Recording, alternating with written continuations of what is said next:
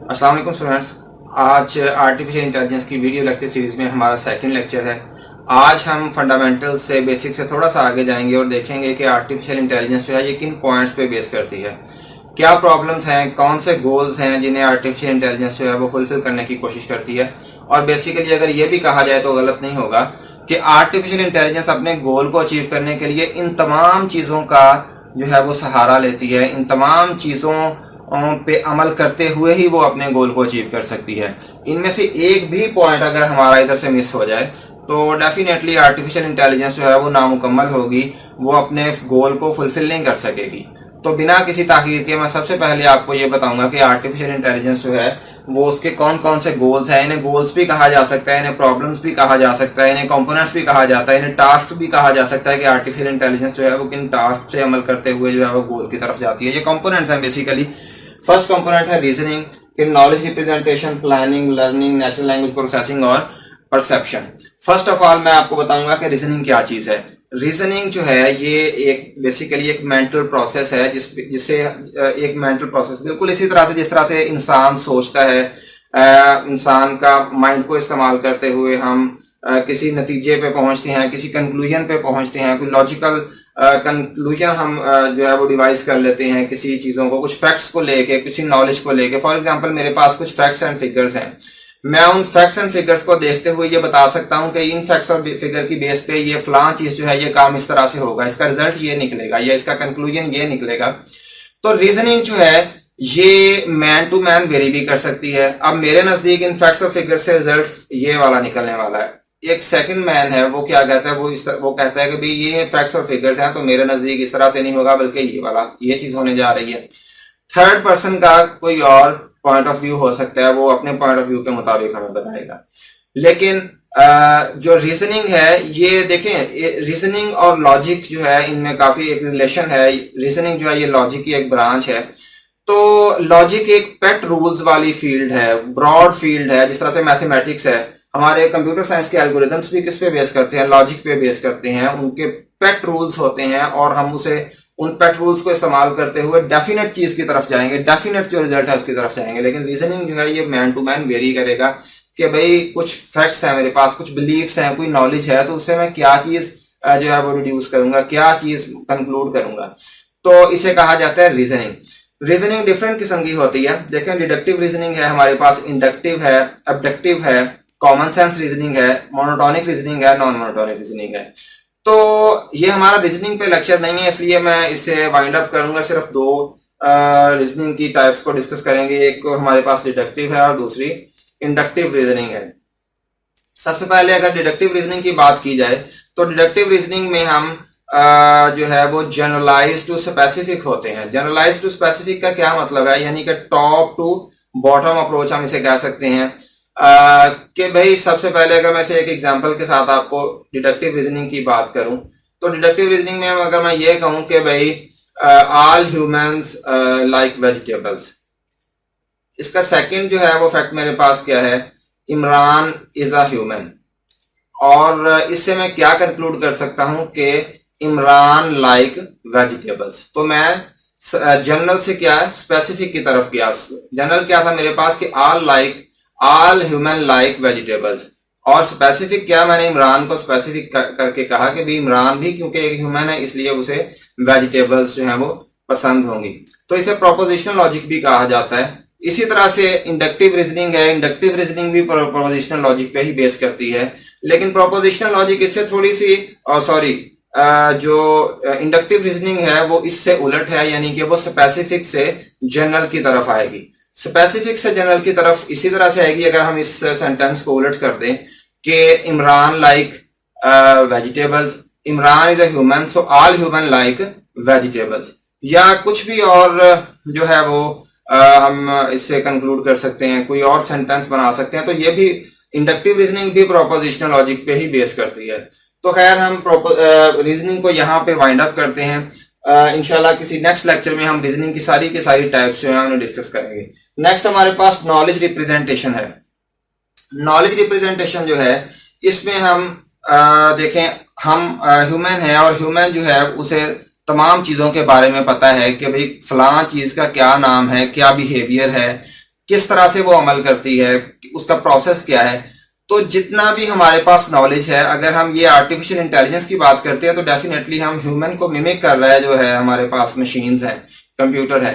तो डेफिनेटली जिस तरह से हमारे पास नॉलेज है, इसी तरह से कंप्यूटर के पास भी नॉलेज जो है वो होना जरूरी है। तो इन तमाम चीजों को सीखता है कंप्यूटर जो है कि भाई नॉलेज में कौन कौन सी चीजें हैं। तो मैं आपको बता देता हूं कि भाई ऑब्जेक्ट्स हैं, ऑब्जेक्ट्स के नाम, ऑब्जेक्ट्स का बिहेवियर, देखें बिहेवियर है, उसका प्रोसेस है, उसका मेटा नॉलेज है, यानी कि नॉलेज जो है वो उसके मुतालिक जो नॉलेज होता है उसे मेटा नॉलेज कहा जाता है। इसके अलावा फैक्ट्स है हमारे पास जो कि नॉलेज की कैटेगरी में आते हैं। और लास्ट पे सारे के सारे नॉलेज को कहाँ पे सेव किया जाता है, एक नॉलेज बेस उसे कहा जाता है, केबी से डिनोट किया जाता है। तो उसमें तमाम की तमाम चीजों के नामों को, उनके बिहेवियर को, उनके प्रोसेसेस को, फैक्ट्स एंड फिगर्स को उसमें स्टोर कर दिया जाता है। बिल्कुल इसी तरह से जैसे एक देखें एक चाइल्ड है, जब चाइल्ड बड़ा होता है तो वो चीजों के नाम सीखना शुरू कर देता है। उसे पता है कि ये क्या है, ये बोर्ड मार्कर है, ये क्या है, ब्लैक बोर्ड मार्कर है, ये रेड बोर्ड मार्कर है, ये रेजर है, ये मोबाइल फोन है, ये कैमरा है, ये गाड़ी है, ये बस है। वो चीजों के नामों को सीखता है। इसी तरह से जो कंप्यूटर्स हैं, क्योंकि हमने कंप्यूटर्स को ह्यूमन की तरह से लेके चलना है, ह्यूमन बिल्कुल जिस तरह से ह्यूमन बिहेव करता है इसी तरह से कंप्यूटर्स भी बिहेव किया करेंगे। तो कंप्यूटर्स जो है उन्हें भी चीजों के नामों का नॉलेज होना चाहिए, चीजों के बिहेवियर का नॉलेज होना चाहिए। तो नॉलेज रिप्रेजेंटेशन जो है वो भी बहुत जरूरी है आर्टिफिशियल इंटेलिजेंस में कंप्यूटर्स को सिखाने के लिए। नेक्स्ट हमारे पास प्लानिंग है। प्लानिंग जो है ये प्लानिंग बेस करती है, देखें हम डिसीजन करते हैं तो कंप्यूटर साइंस आर्टिफिशियल इंटेलिजेंस में प्लानिंग जो है वो बिल्कुल डिसीजन मेकिंग, जितनी भी डिसीजन मेकिंग होती है फैक्ट्स एंड फिगर्स को लेते हुए, वो सारी की सारी किस कैटेगरी में आ जाती है, प्लानिंग के अंदर आ जाती है। देखिए हमारे पास माइंड है, हम सोच सकते हैं, चीजों को एनालाइज कर सकते हैं, तो ये रीजनिंग है हमारे पास, ये रीजनिंग की कैटेगरी में आएगी। दूसरी बात ये है कि हमें फैक्ट्स हमारे पता है सारे के सारे। तो थर्ड जो है वो हमारे पास फाइनल स्टेप यही रह जाता है कि हम भी उससे कुछ कंक्लूड कर लें, डिसीजन कर लें। तो डिसीजन की जो किस कैटेगरी में आएगा, हमारे पास प्लानिंग के अंदर आएगा। इसके बाद लर्निंग है। कंप्यूटर साइंस, कंप्यूटर जो है वो लर्न करते हैं, चीजों को सीखते हैं। देखें अभी तक इस लेवल तक मैं आपको यही बताऊंगा कि भाई कंप्यूटर्स जो हैं वो चीजों को सीखते हैं, पास्ट एक्सपीरियंस को देखते हुए वो कुछ ना कुछ कंक्लूड करते हैं, किसी रिजल्ट पे पहुंचते हैं। वैसे अगर बात करें तो मैं आपको थोड़ा सा बता देता हूं कि एल्गोरिथम्स हैं काफी सारे जो कि जिसकी बेस पे कंप्यूटर लर्न करता है। जिस तरह से मैं आपको बता देता हूं कि न्यूरल नेटवर्क्स हैं। न्यूरल नेटवर्क्स में क्या है कि हमारे पास नोड्स होते हैं, उसमें एक सिग्नल, एक इनपुट देते हैं जो अगले नोड के पास जाता है। अगर वो आउटपुट हमारी आउटपुट के मुताबिक हो तो ठीक है, वरना वो बैक प्रोपेगेट करता है, वो पिछले नोड के पास आता है, पिछला नोड फिर दोबारा नई इनपुट के साथ आगे उसे भेजता है। यानी कि वो हिट एंड ट्रायल वाला मेथड थोड़ा सा हम इसे कह सकते हैं कि वो लर्न करता है, चीजों को सीखने की कोशिश करता है, बिल्कुल ऐसे जैसे एक छोटा सा चाइल्ड जो है वो जब बड़ा होता है तो वो चीजों को सीखता है। बिल्कुल इसी तरह से कंप्यूटर्स भी चीजों को सीखेंगे, इसी से वो एक्सपीरियंस गेट करेंगे और उन सारी की सारी चीजों को स्टोर कहाँ पे करेंगे, जो मैंने पिछले पार्ट में बताया, नॉलेज बेस के अंदर जो है वो स्टोर करेंगे। नेक्स्ट, अच्छा लर्निंग में हमारे पास जो है ये 3 किस्म की लर्निंग है, सुपरवाइज लर्निंग है, अनसुपरवाइज लर्निंग है और रीइंफोर्समेंट लर्निंग है। इन तीनों पॉइंट्स को हम किसी नेक्स्ट लेक्चर में इंशाल्लाह ताला डिस्कस करेंगे। इसके बाद नेचुरल लैंग्वेज प्रोसेसिंग है। नेचुरल लैंग्वेज प्रोसेसिंग देखें, हम बोलते हैं तो पिछले लेक्चर में हमने देखा कि भाई कंप्यूटर्स जो है वो इंसान को सुनते हैं और उन जो हम उसे कहते हैं वो उसे अंडरस्टैंड करता है। वो ये किस कैटेगरी में आता है, ये natural language processing. Natural languages कौन सी है, जो इंसान की अपनी लैंग्वेजेस है, उन्हें नेचुरल लैंग्वेज कहा जाता है। तो वॉइस के जरिए से भी कंप्यूटर जो है वो हमें सुन सकता है और उस पे वो रिस्पॉन्स दे सकता है। इसी तरह से टेक्स्ट है, टेक्स्ट जो है वो भी कंप्यूटर जो है वो उसे अंडरस्टैंड कर सकता है कि हम टेक्स्ट की फॉर्म में अगर कंप्यूटर को कोई चीज दें तो वो उसे देख के पढ़ के उसे अंडरस्टैंड कर सके। अच्छा, इसके बाद नेचुरल लैंग्वेज प्रोसेसिंग जो है, इसके बाद परसेप्शन है। परसेप्शन जो है ये हम देखें, हम जो है वो स्मेल को हम सूंघ सकते हैं, हम देख सकते हैं, हम सुन सकते हैं। तो ये हमारी सारी की सारी जिसे हिस्स कहा जाता है। तो कंप्यूटर में भी ये सारी की सारी जो हिस्से हैं इन्हें हम किस कैटेगरी में लेके आएंगे, परसेप्शन में लेके आएंगे।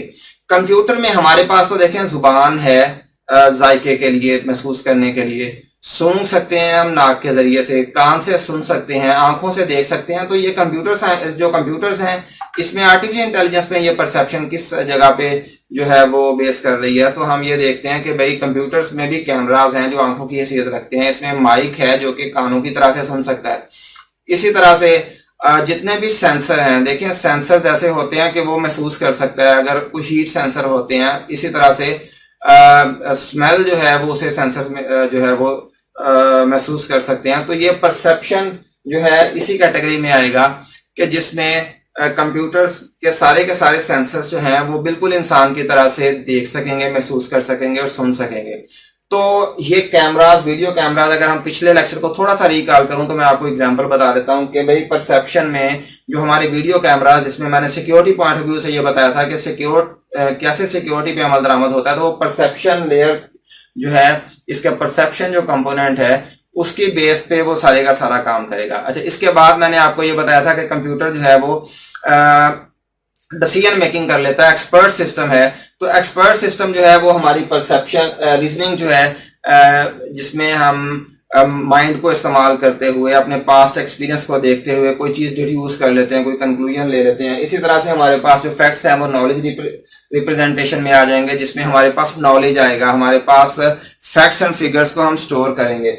इसके बाद प्लानिंग है, डिसीजन मेकिंग है। तो रीजनिंग और नॉलेज रिप्रेजेंटेशन को मिला के जो है ये पॉइंट बनता है प्लानिंग का, जिसमें हम डिसाइड कर सकते हैं। डेफिनेटली हम इन 2 पॉइंट्स की बेस पे ही डिसाइड करेंगे। नेक्स्ट लर्निंग है, चीजों को सीखने की सलाहियत है कंप्यूटर के पास कि वो पास्ट एक्सपीरियंस जो है उसे लेके आए और फिर जो नेक्स्ट एक्सपीरियंस है उससे लेके आए। तो वो दोनों में फर्क महसूस करे कि भाई पुराने में क्या हुआ था और नए में क्या हुआ है। तो डेफिनेटली लर्निंग है। इसके बाद नेचुरल लैंग्वेज प्रोसेसिंग है कि जिसमें मैंने आपको बताया था कि भाई कंप्यूटर जो है वो या मोबाइल जो है ये हमें सुन सकते हैं, हम उन्हें जो ऑर्डर देंगे, देखें जिस तरह से वर्चुअल असिस्टेंट्स हैं, जिस तरह से एप्पल का सिरी है या फिर माइक्रोसॉफ्ट का कॉर्टाना है या फिर अलेक्सा है अमेजोन का। तो ये चीजें ये जो है मोबाइल फोन्स में एप्स हैं, तो ये हम जो बोलेंगे वो उस पर जो है वो अमल दरामद करेंगे। तो आज का लेक्चर हमारा इसी पे ही है और आप इसे इन पॉइंट्स को देखें और रिस्पॉन्स दें। Thank you.